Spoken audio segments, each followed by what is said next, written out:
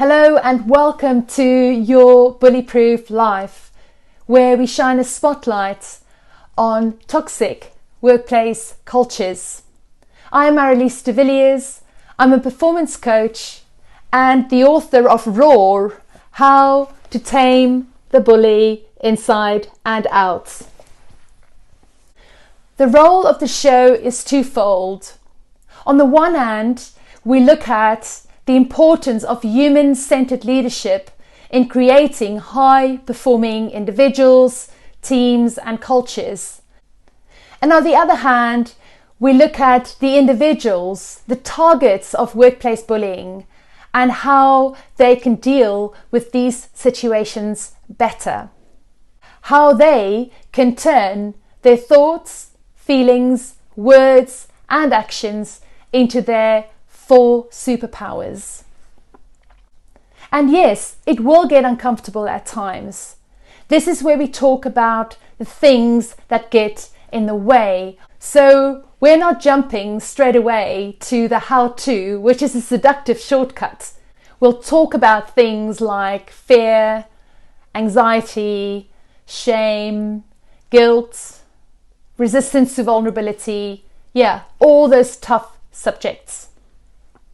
My role as a host and an author is to highlight the staggering financial and emotional costs directly attributable to toxic workplace cultures and to challenge leaders to create safer, more inclusive, more dignified workplaces where everybody can thrive and in turn make their organizations more resilient.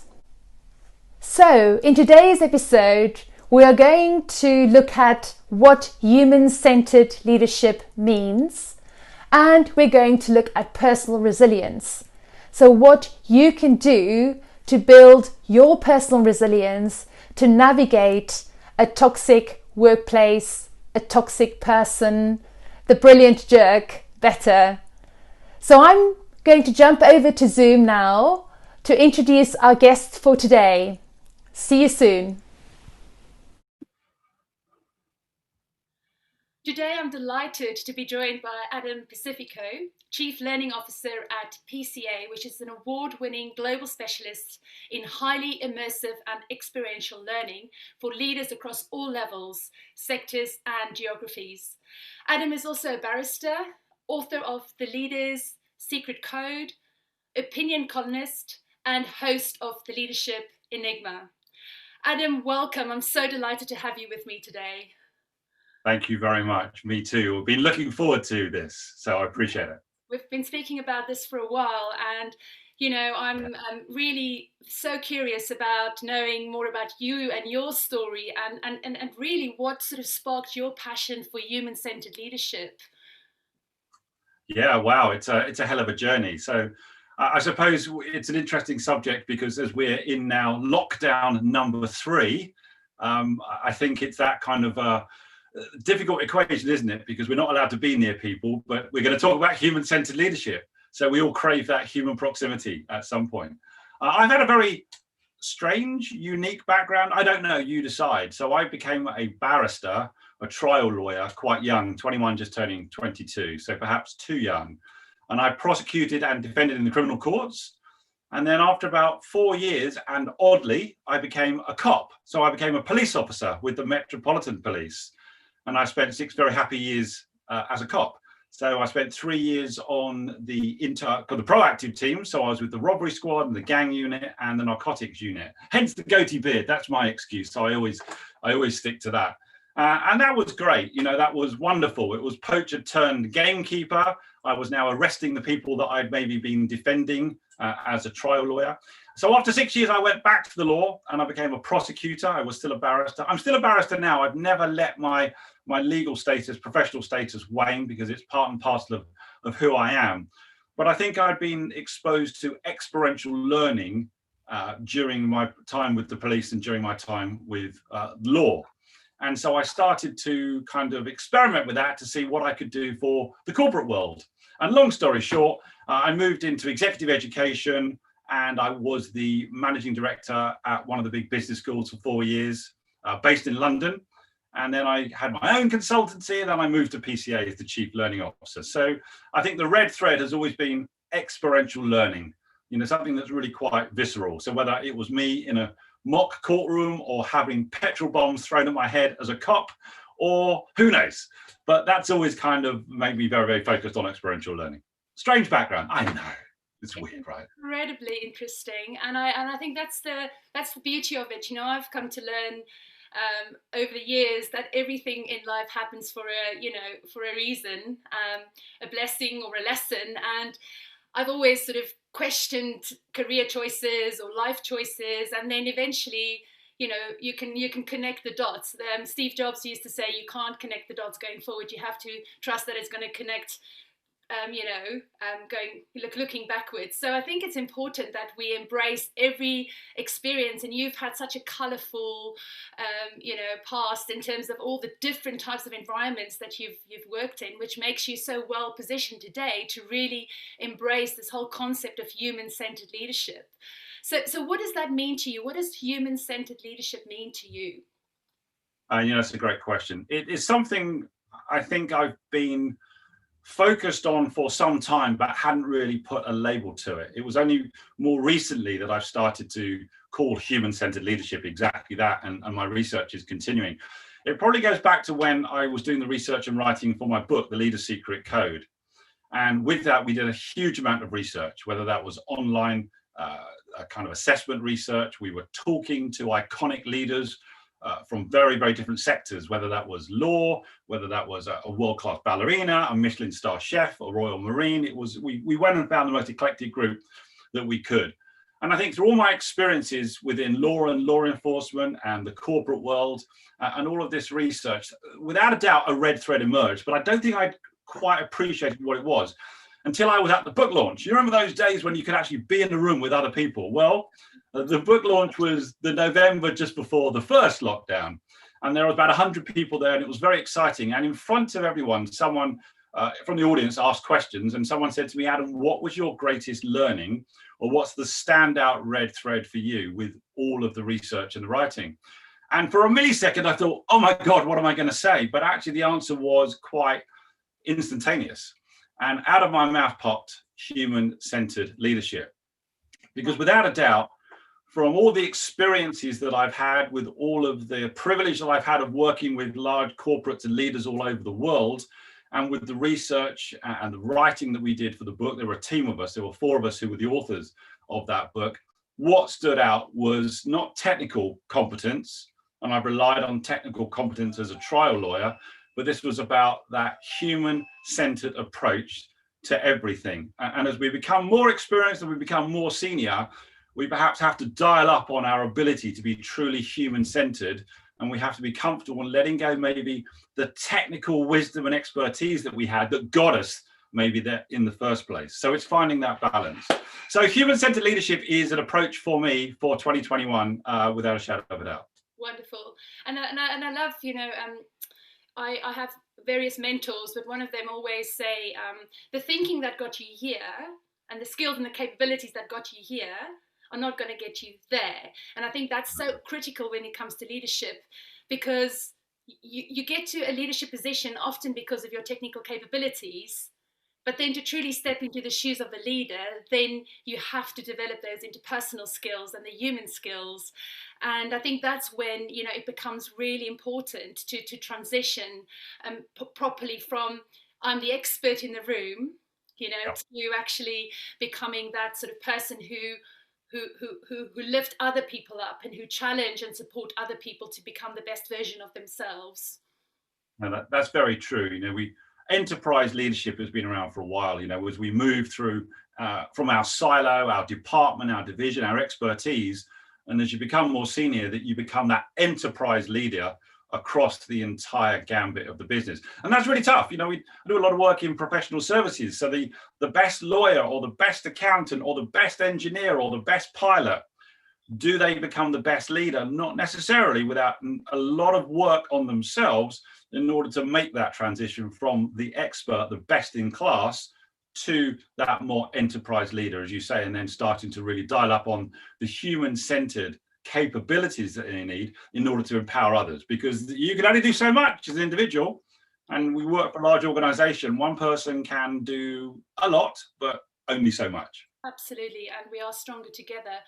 So I wanted to dive a little bit deeper into resilience today, personal resilience, because I think that is such an important component of leadership and how you show up as a leader and your own personal resilience. So can you say a little bit more about your take on resilience? Yeah, do you know what? It's strange. People think that because I was a trial lawyer and I sometimes saw the very worst and the very best of people, and then I was a police officer where, I had to deal with some pretty traumatic incidents. We had to deal with, unfortunately, with death in quite violent circumstances. And again, the best and worst of humanity, that some may think that I was naturally resilient because of what I've been through. And actually, if I'm critical, it's probably one of the things that I find the most difficult. And sometimes I question myself as to why I'm not more resilient. So it's always work in progress. But I think it's work in progress for everybody. And there are many definitions of resilient. Resilience came up as one of the core beliefs in the research for the book. But also I'm doing some work as well, some video work in relation to resilience. And what is it? There's nothing formal about me. So it's kind of dusting yourself down and getting back up. That is, in essence, what really personal resilience is all about. And one of the core beliefs, we actually identified 7 core beliefs of top performing leaders through the research. And one of them was resilience. An actual belief was that I'm able to withstand tremendous pressure and spring back into shape. Now, there are a number of ways of getting to that belief, but that was, in essence, the belief. So look, there's no doubt that resilience, both personally and organizationally, is essential. And boy, oh boy, are we going through a crisis now, an unprecedented, although I've tried to ban that word, an unprecedented crisis in relation to really trying to manage and be aware of our own personal resilience. Because the whole world is going through a shared experience of a global pandemic. But the pandemic is having a deeply personal impact on each and every person that I speak to, which is challenging their own personal resilience. So, it's kind of dusting oneself down and getting back up and going again. And I think that's so important because I think it's a normal, it's a human experience. We always read all this literature about resilience in the context of trauma and tragedy, but actually, as you said, it's about that continued pressure that we experience on a day-to-day basis, especially in a work context. Yeah. And it's how do you navigate that and accepting that there are going to be tough challenges, but accepting that if you come with a mindset and with armed with your kind of your high performance habits, as I call them, then you will be able to navigate any sort of tough situation. You hope. Yeah, well, learning all the time. Absolutely. You've only got to speak to any world leader, and I think they'll tell you that they're learning every day in relation to how do they navigate. And I think that's crucial because I think you've said it earlier. It's about we're all work in progress. We're always a work in progress, and I think it's just human nature to fall and to have to get back up again. And I think there's a lot of shame attached to that. Especially if you sort of veer into the realm of toxic work environments, where you perhaps have a situation where you're dealing with a narcissist or a bully, as I call them, and you might find that really difficult to navigate. And I love what you talk about above the line and below the line behaviours, and so I want to explore that a little bit because I think that's really interesting. Sure. Well, one of the things I'm passionate about is something I've called the role of the role model. And this all really has fed into the work that I'm continuing to do around human-centered leadership. I mean, we need positive role models more than ever. And we need to hold ourselves as positive role models now, wherever we are, within a family setting, within a work setting. And I work with loads of leaders and they say to me, well, is this relevant to me because I don't have any direct reports? I'm still at a level where I'm an individual contributor. And I say to people, yeah, this is so important to everybody within an organization. We are all role models, from the CEO to the newest intern. And I say to people, listen, every day, whether it's virtual or when we get back to face, every day you are engaging with people, influencing people, persuading, empowering, and leading people over which you have no direct authority. So you're a role model. So this is really, really important that we kind of really get to grips with this. I've just actually forgotten the question that you asked me now, which is a classic for me, isn't it, really? That's really great. I wanted to sort of delve a little bit deeper. Above the line, below the line. Of course you did, yes. Yes. There you go. So with that, we're doing a lot of work. I know it sums up the virtual experience, doesn't it? We're doing a lot of work with companies in relation to how do people live their own personal purpose and organizational values on a day-to-day. So there are behaviors that will support those values, and there are behaviors that will undermine those values. And I think everybody's got to go through a process of really starting to identify tangibly what are those behaviors that support and undermine. Listen, we're all human. I think it's obvious when behavior is completely inappropriate, it's kind of that black or white. I think we probably don't need to talk about that. It's obvious and it's inappropriate and it's not acceptable and it needs to be dealt with. But what I sometimes talk to people about is the ever expanding grey area, where you find yourself behaving in a way that is inconsistent with the values, or in some way you haven't quite understood the impact on another person, not through mischief, not through deliberate mischief, but just through the day-to-day exigencies and almost working automatically and instinctively. We say something which has had an impact which we didn't intend, and it's taken us below the line. And that's what I mean by above the line and below the line. There's the very obvious, but then there's the more subtle. And I think we can all fall below the line because we're human. Yeah. But what's important is that we have psychological safety within a working environment whereby we can hold ourselves accountable, but other people can hold ourselves accountable too, and actually say, Adam, you just did, or you just said, are you aware of? And it's a nudge to say, I didn't know, you're quite right. Thank you for reminding me of that. And I can pull myself above the line as fast as possible. And so there's a real accountability piece there, but there's a real piece about we're there to help each other. There's a real humanity piece to this too. About we individually and collectively have to live and breathe the values that we work so hard to promote within all. Otherwise, they're just words on a wall. So this is also heavily linked to personal purpose, but that's what I mean by above the line and below the line, supportive and undermining. And I think it's important because if you take the importance of that sort of psychological safety and put it into context, I mean, if I look at my research that I did, where I've specifically focused on toxic environments where you had situations where people were being bullied, it was very, very obvious that psychological safety was missing, and people were afraid to speak up. And I think that you hit the nail on the head there in terms of the accountability, personal accountability, to not just put your hand up and say I was out of line, but actually for the individual that has been targeted, to actually have that confidence to say, this is not on, Adam. You should not have, not in an accusatory way, which is what I've just done. Obviously, you've got to think about how you approach the conversation. Looking sad now. You were not the first person who told me off today. That's fine. I agree with you. I think there's the police officer. They say you can take the boy out of the police, but not the police out of the boy, which is probably true. And I have always had quite a visceral reaction to a bully. I really don't like bullies and bullying behavior. Maybe in essence, that's why I became a cop for a number of years. Maybe it's in essence why I perhaps gravitated towards prosecuting more than defending. And it's just inappropriate.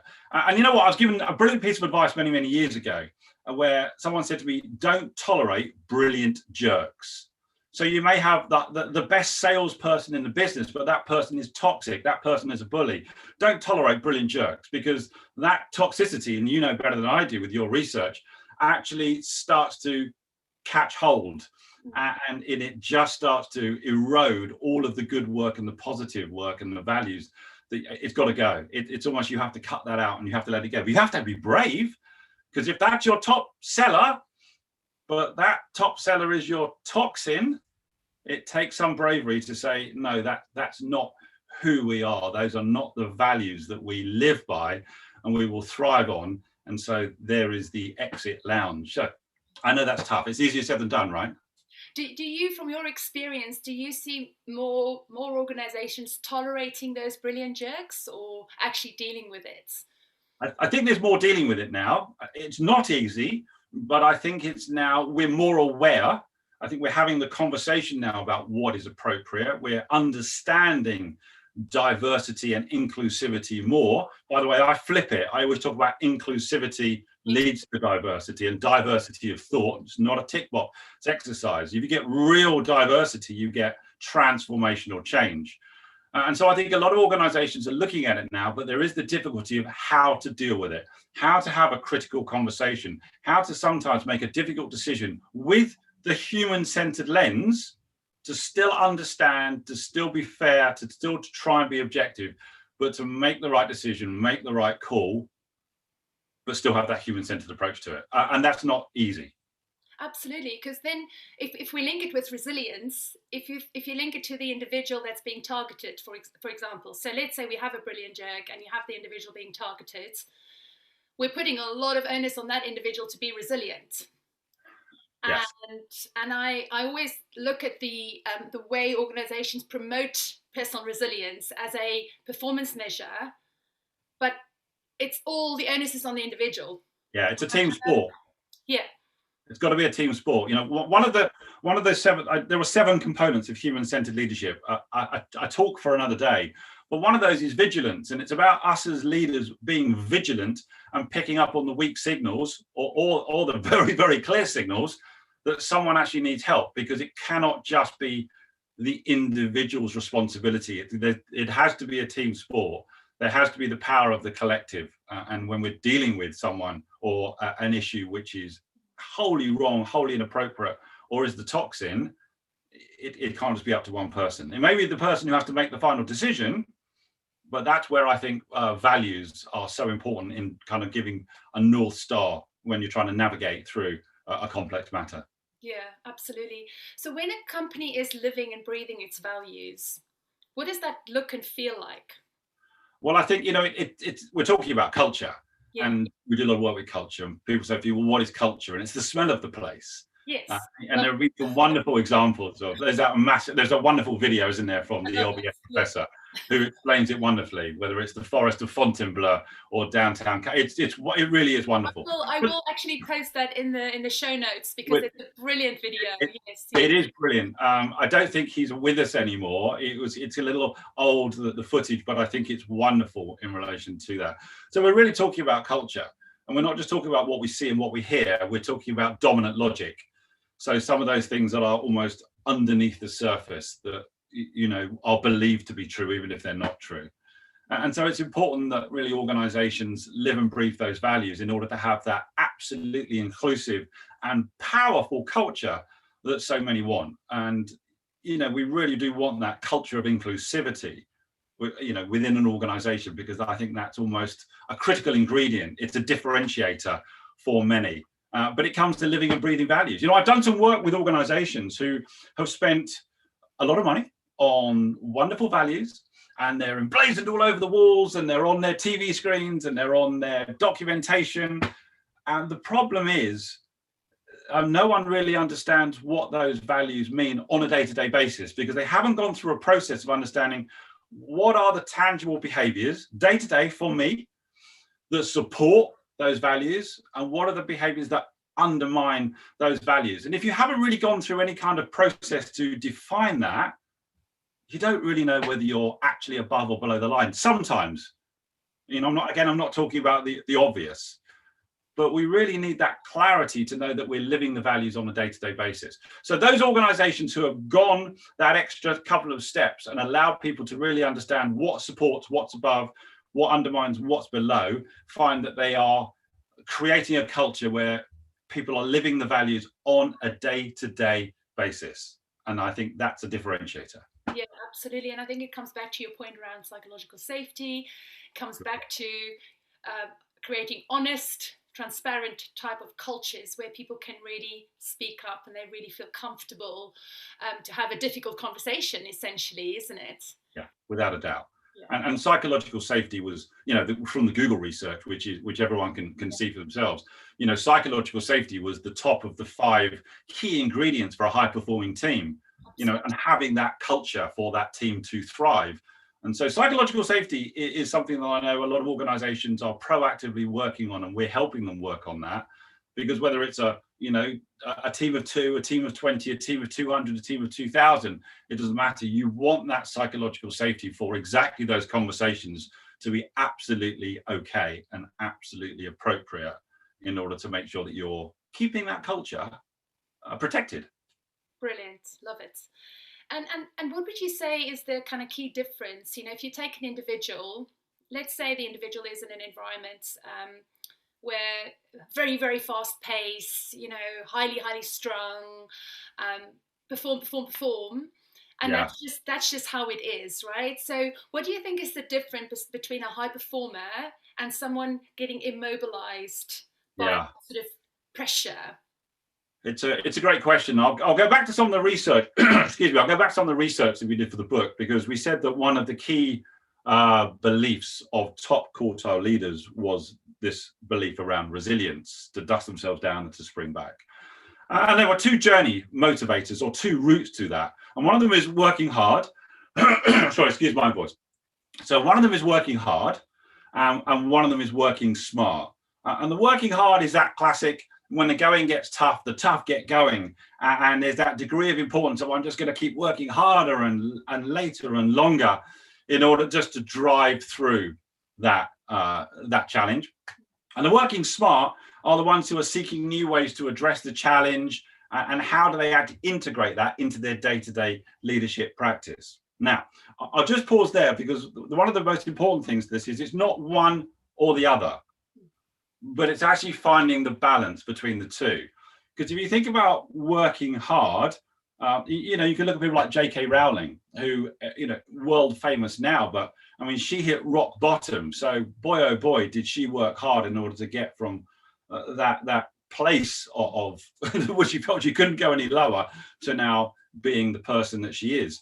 And there are some things that are associated with people who work hard. And I'm kind of using some of my notes as well here. So it's about being persistent, strong-willed, brave, stubborn, immovable, and sometimes they're also easily fatigued, because it's that kind of head down, go, go, go. But the thing to be mindful of is, we're culture carriers as well. So if you have a leader who is work hard, just I'll do it all myself, more and more, I'll just work 24 hours a day, people pick up on that and start to replicate it. They start to mirror it. So that's the culture you'll create, which is not really going to get you through those challenging times, especially on an organizational level, because you've got to rest and replenish, and you've got to recharge, you've got to think, you've got to plan. So you've also got to find that balance to, working smart. And when we talk about working smart, we're talking about people who are expressive, they're optimistic, they're decisive, they're restless, but they're also empowering to other people, because they'll empower the collective. So it's a combination of the 2. It's not only work hard, it's not only work smart, because anyone who has achieved something will tell you they've had to work hard in order to get to where they are. But there's a balance. So it probably won't surprise you that out of all of the research we did, every single belief had a score of 20. And it was like a scale. Where are you on the score of 20? And out of work hard and work smart, you're probably not going to be surprised to hear that work smart scored higher. It was 16 to 4.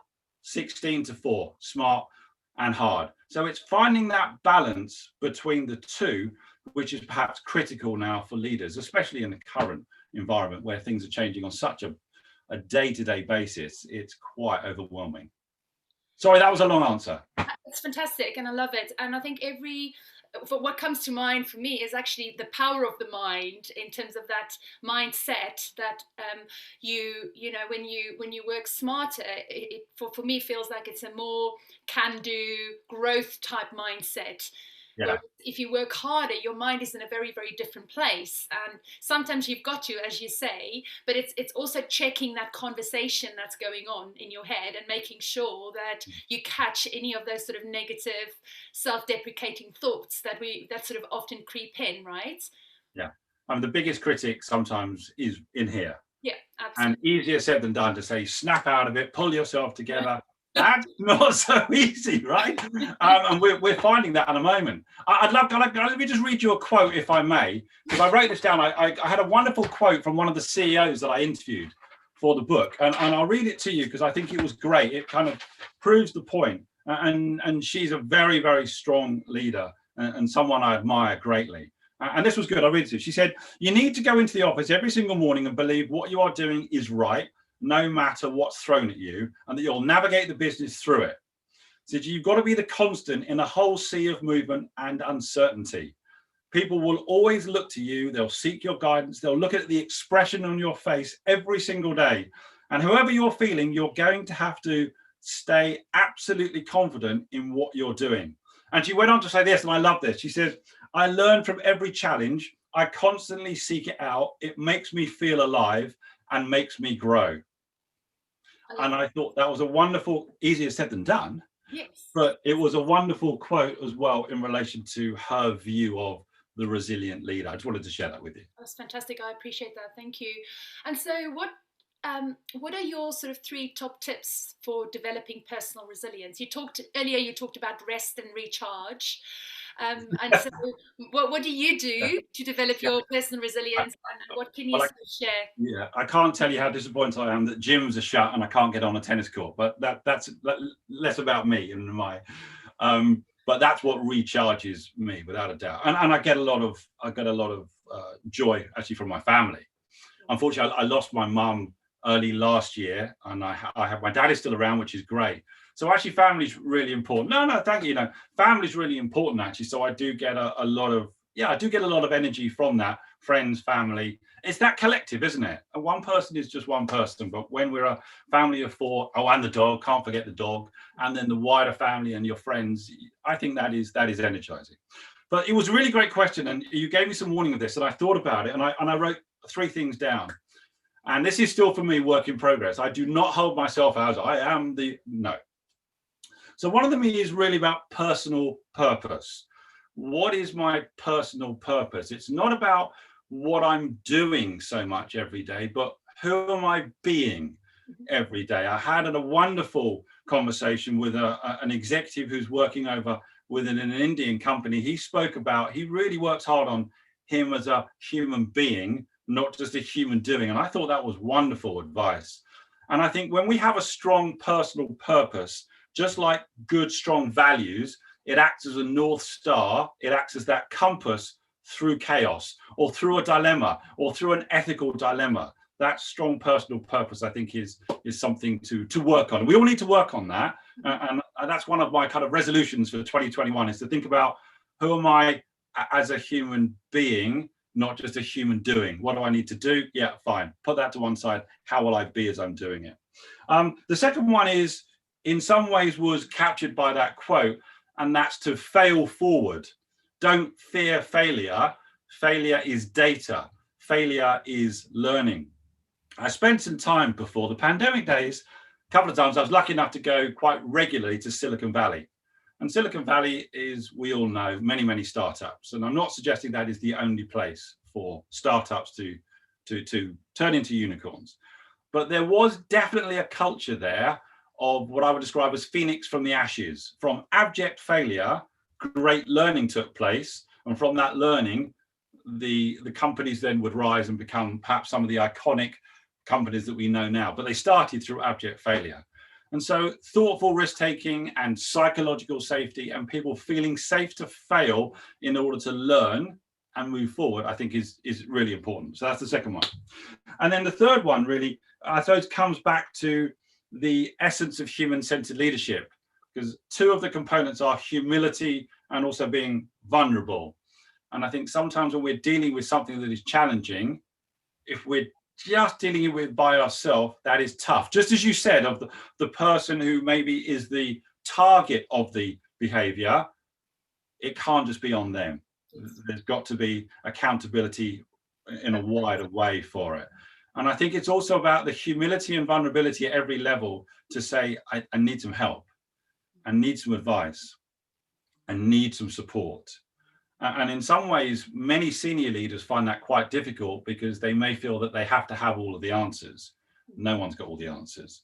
And I've seen some amazing, and I've spoken to and interviewed some CEOs who I would say were unbelievably humble, had an element of vulnerability because of the stories that they shared with their organization about their own personal challenges. And without a doubt, it made them stronger. But I also think it allows them to navigate challenge and also to overcome resilience because they understand the power of the collective. And a lot of the times, I found this when I was dealing with some really difficult cases, either as a cop or as a trial lawyer, that on many occasions, when you ask for help, someone else has had an experience, has already been through something where they can support and help you and guide you. And you're not kind of working from scratch because there's someone to say, actually, I've experienced this, let me help you. So that would be my third one, is that humility and vulnerability to say, I need some help. So be more, do less, fail forward, and ask for help. So it's the personal purpose. Yeah. So personal purpose with the North Star. Yeah. Don't fear the failure and ask for help. It's that humility and vulnerability. Do not fear that. In some ways, it's linked to number 2. I hope that's useful. That's amazing. I love that. And it's amazing how consistent it is with some of my aspirations for 21, especially the first one around personal purpose and doing less and being more. So being a human more and embracing who I am and, just the beauty of the presence and enjoying family, as you say, and COVID, I think, has been a great reminder or wake-up call in many ways to see what's important in life. Well, we'll be each other's accountability partner this year for the being as opposed to the doing. I love that. And that's a really important point, Adam. I think accountability is really what, at the end of the day, makes a huge difference in terms of actually implementing some of the stuff that we've talked about. Yeah. Thank you so much. I really appreciate your time today, and it was a fascinating conversation. I'm sure our listeners and our viewers are going to absolutely love this. If people want to reach out to you, where can they find you? Well, they can find me. I'm Adam Pacifico on LinkedIn. I use LinkedIn a lot. Obviously, they can find me through PCA, just PCA Global or PCA Law. We're the same thing. I'm the CLO there. We're based in London. But LinkedIn, I think between that and LinkedIn is probably the best routes to get hold of us. Fantastic. And also the podcast. Listen to that, The Leadership Enigma. Oh, that's an amazing podcast, everybody. So The Leadership Enigma and also the book, The Leader's Secret Code. Leader's Secret Code. Adam, thank you so much. I had a wonderful time with you today. You take care.